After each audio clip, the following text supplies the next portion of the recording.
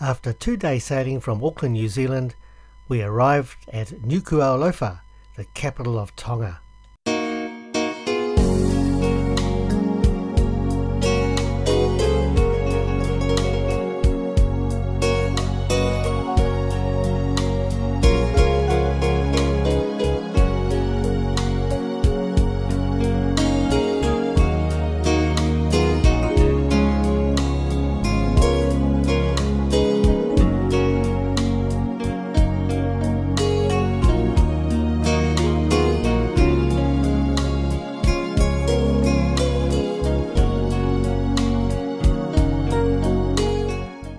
At the port there was a small market, so we called in to have a quick look.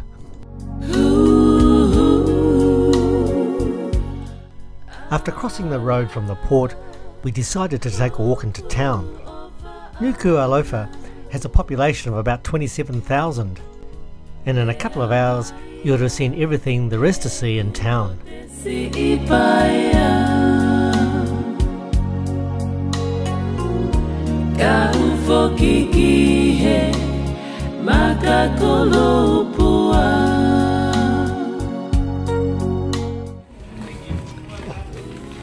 This is a special kind of maze where you can never get lost in it because you can't get into it.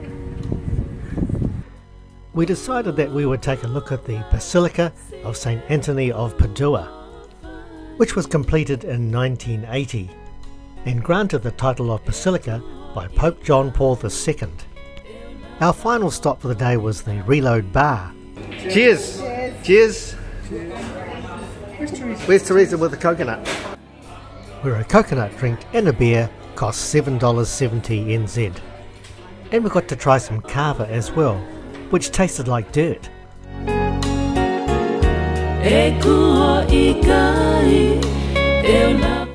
The next morning we arrived at Vava'u, an island group with a population of about 4,000.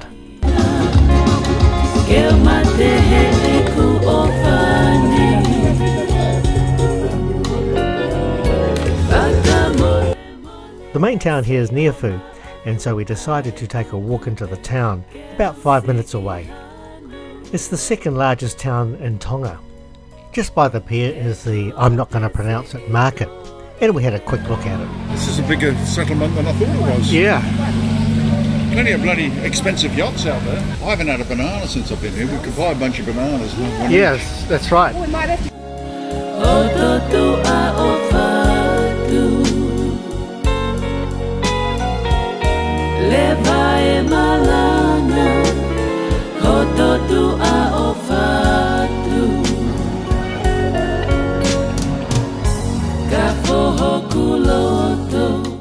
We walked up to the main street and really got the flavour of the town from there.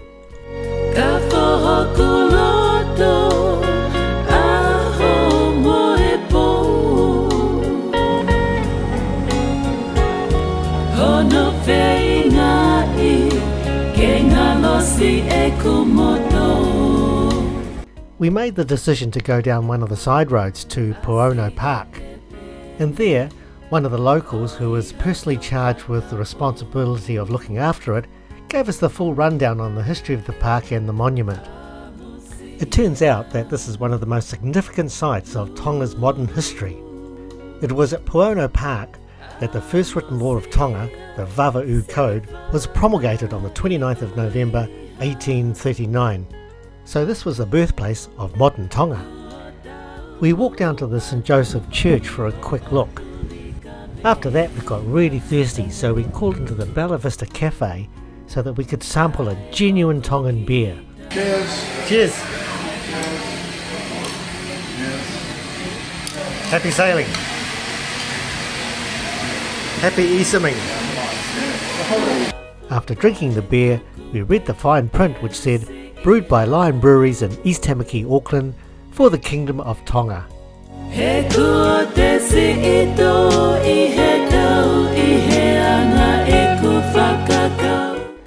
2 days later, we arrived in Lautoka in Fiji.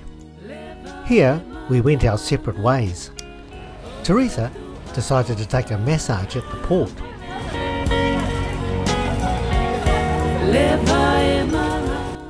I decided to take a walk into town, a distance of about 2 kilometres.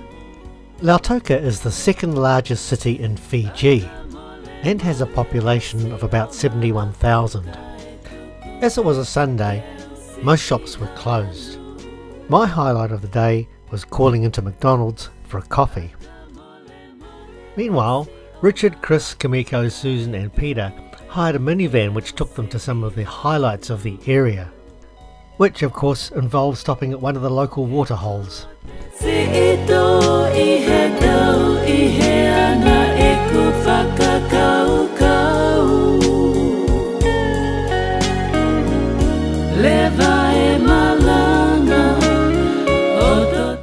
The final stop for our cruise was Dravuni Island in Fiji.